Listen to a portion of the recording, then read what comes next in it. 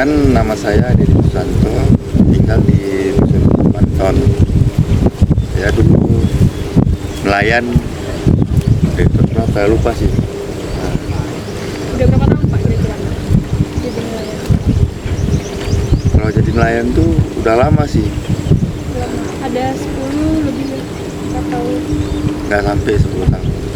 Sekitar 8 atau itulah sekitar 8 tahun lah saya jadi nelayan di daerah Sasiur ini.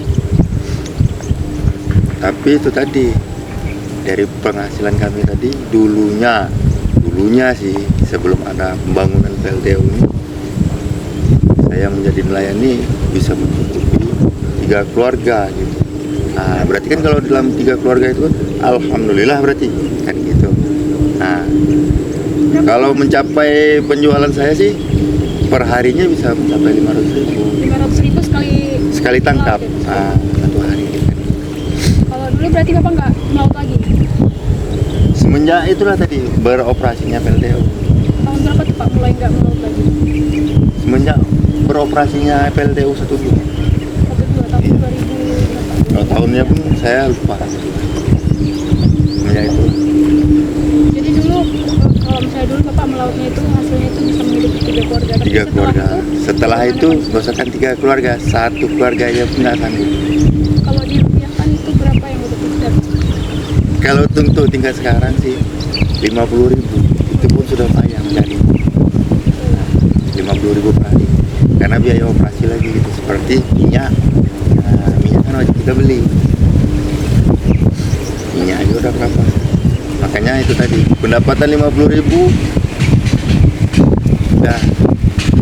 udah payah kali lah mencarinya. Kalau dulu itu 500.000 itu dari kan satu hari Pak itu dalam berapa jam? Pagi sampai sore kan? Pergi malam pulang pagi. Pergi jam berapa? Pergi nanti atau jam 12 malam pulang pagi. Pergi siang pulang yang sore gini gitu. Berarti Satu hari dua kali. 2 kali. Satu hari 2 kali. Berarti kan 1 hari 2 kali itu berarti bisa mencapai 1 juta 1 juta dalam satu hari ya? satu Pak? hari. Kalau sekarang Kalau sekarang ya itu tadi 50.000 aja pun ya udah alhamdulillah kita mendapatkan. itu ikan atau jenis hasil laut apa yang susah didapat Pak? Semuanya pun sekarang ini udah susah mendapatkannya, maupun udang maupun ikan. Karena mata pencarian kami terutama di sini udang. Udang pun sudah payah dicari. Kalau misalnya dari cerita nelayan-nelayan yang saat ini masih melaut gitu, Ya gimana sama, kondisinya, Pak? Masih sama atau Sama. semakin parah? semakin parah ya sekarang ini. Susah mendapatkan udang. Mereka perginya di tempat lokasi yang sama atau bagaimana Pak? Iya, di tempat lokasi yang sama. Nggak apa melaut lebih jauh lagi Pak atau bagaimana? Karena di sini kan rata-rata kan nelayan kecil. Nah, jadi orang tuh sebatas mampu orang mencari aja. Seperti bootnya tadi gitu lah. Karena kan boot orang ini kan kecil-kecil, jadi kan tidak bisa pergi keluar sana. Yang paling palu ini aja. Waktu semasa Bapak itu dulu berapa total nelayan yang ada di sini?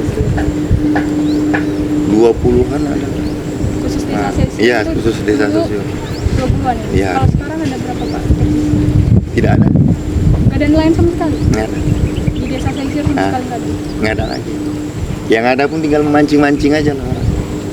Berarti dari melaut atau nelayan mereka beralih mata pencarian jadi mancing-mancing gitu? Iya, mancing. Selain itu ada pekerjaan yang dikerjakan? Jadi kuli bangunan, ya seperti saya. Itu di mana Pak? Ya saya itu tadi, beralih profesi lah. Kuli bangunan ya? Ya jadi kuli bangunan, karena itu tadi mata penghasilan saya udah tidak mencukupi lagi di laut ini. Sampan-sampan yang digunakan oleh nelayan pada akhirnya bagaimana Pak kalau nggak melaut lagi? Hancur, ada yang dijual. Dijual. Nah, Itu dijual untuk ya apa? untuk biaya hidup. Biaya hidup ya? Ada yang sampai pergi keluar kota nggak Pak? Ada banyak. Itu jadi apa Pak pekerjaan? Ya sama itu tadi kuli semua, kuli bangunan semua. Ya. Kemana kemana aja Pak? Ya kalau kayak saya sih ke daerah Aceh, jadi beli bangunan. Sampai saat ini berarti Bapak masih ini? Masih. Ada lagi Kak pekerjaan sampingan yang Bapak lakukan selain dari sini? Ya nggak ada. Kulit aja. Nah, kalau jadi nelayan udah nggak jadi nelayan lagi. Sama juga pun jadi nelayan sudah hancur lagi gitu. Sama juga mata penghasilannya. Ada juga saya pernah buat, ya tapi ya itu tadi hancur juga. Ya udah. Tapi kan kuli bangunan itu kan nggak diurusan ya Kak? Enggak. Jadi karena misalnya pas top nih nggak ada proyek apa bangunan gitu. Itu Bapak jadi apa kerjaannya? Ya pokoknya apa yang ada gitu. Kerja serabutan lah. Apa yang disuruh orang ya kita kerjain. Aja yang pernah. Ya bersawah, Itu Bapak tani kan. sawah sendiri atau bagaimana? Ya sawah orang, Orang. suruh nyemprot. Berapa penghasilan? Nah kalau itu nggak bisa ditentukan lah. Kadang satu hari pun bisa 50.000. Namanya nanti ada satu orang yang suruh nyemprot. Ya kadang nggak ada. Bagaimana karena kondisi laut yang tidak memungkinkan lagi akhirnya bagaimana dampaknya terhadap keluarga Bapak, terhadap anak, istri, itu bagaimana? Boleh diceritakan? Ya dampaknya besar sekali lah ya apa PLTU. Karena itu tadi saya jauh dari keluarga. Nah, terutama itu tadi saya sudah tidak melaut, jadi kan saya kan berarti profesi. Nah, bubur saya jual, saya pun bekerja, saya merantau, saya kan jauh dari keluarga. Kan sayang kita jauh dari keluarga kan. Demi anak istri tadi. Seperti itu di PLTU tuh. Kalau zaman sekarang ini, kalau kata-katanya Anda sudah ada orang dalam, semua pasti berkata seperti itu. Nah, ujung-ujungnya ada, pasti uang. Nah, makanya saya tidak pernah mau kerja di situ. Saya mencari uang untuk keluarga saya, bukan saya untuk mencari uang untuk kekayaan orang itu. Makanya lebih baik saya nih menjadi kuli daripada saya kerja di PLTU. Seperti itu. Kalau ini dengan kerjaan Bapak kuli ini apakah cukup untuk membiayai kebutuhan rumah tangga? Ya tidak cukup. Karena kenapa? Ya namanya anak-anak kita sudah besar, mana ada cukup. Alhamdulillah itu tadi saya pun juga sama istri juga, saya pun bekerja sebagai buruh harian lah di warung bakso. Jadi kalau misalnya nggak cukup gitu Pak, itu orang Bapak gimana kondisinya untuk memenuhi kebutuhan itu tadi? Ya itu tadi cukup-cukupin lah, cukup-cukupin apapun ceritanya harus cukup. Pernah apa pinjaman gitu nggak Pak? Mengajukan pinjaman gitu Pernah. ke bank atau apa? Pernah Itu sampai saat ini? masih sampai. Ya kalau nggak seperti itu, dari mana kita modal? Nah, ya karena pun kayak saya pun dulunya jadi nelayan pun berutang juga jadi nelayan. Tapi alhasil habis lagi kan. Ya sudah. Itu dibuatkan untuk model apa maksudnya?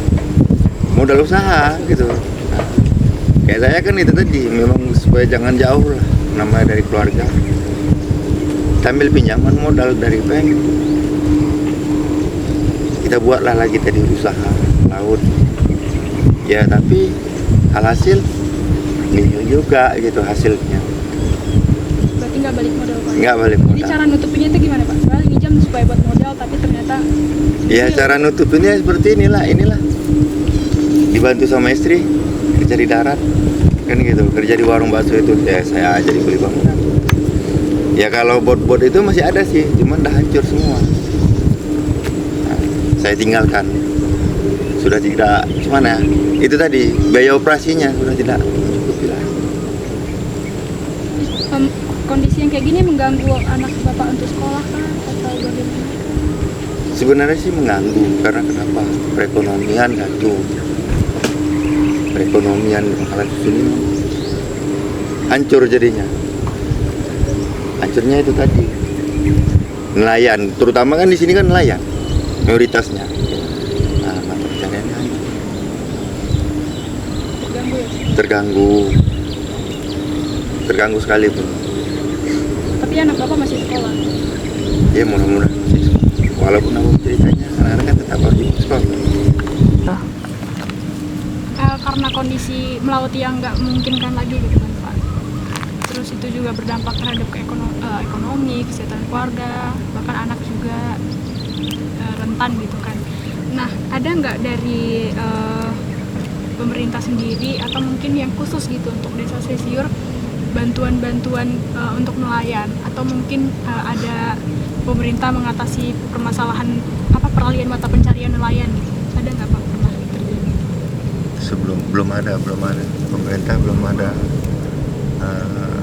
gimana ya, untuk pengarahan untuk mata pencarian nelayan itu belum ada gitu. Belum pernah terjadi. belum ada. Keluarga Bapak ada nggak mendapatkan bantuan kayak bantuan pendidikan, kesehatan, atau apapun lah yang meringankan beban keluarga? Dulu saya pun ada bantuan pendidikan kan, dari sekolah, tapi dari pemerintah itu pun sekali ya, Berupa uang Pak atau apa? berupa uang. Habis itu nggak pernah lagi? Nggak pernah.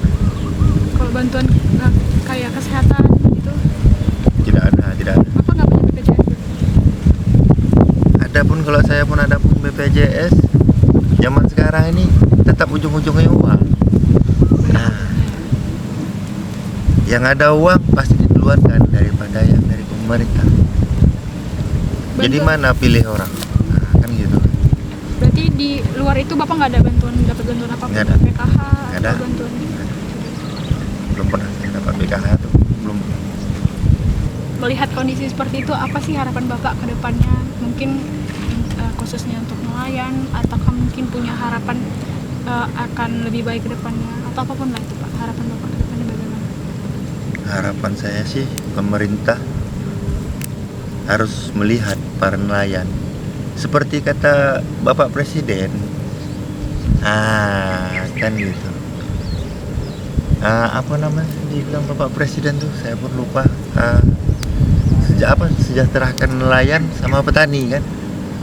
Kalau untuk saat ini mungkin petani alhamdulillah udah kan gitu. Nah, ini tinggal nelayan. Jadi pemerintah harus lihat para nelayan. Gimana nelayan itu sengsaranya mencari nafkah tadi. Nah, karena itu tadi hasil yang dia tangkap sama harga jual tidak ada. Jadi pemerintah harus tinjau itu. Nah, itu aja harapan saya. Jadi biarlah ada kemajuan para nelayan. Dan juga kami yang di Pangkalan Susu ini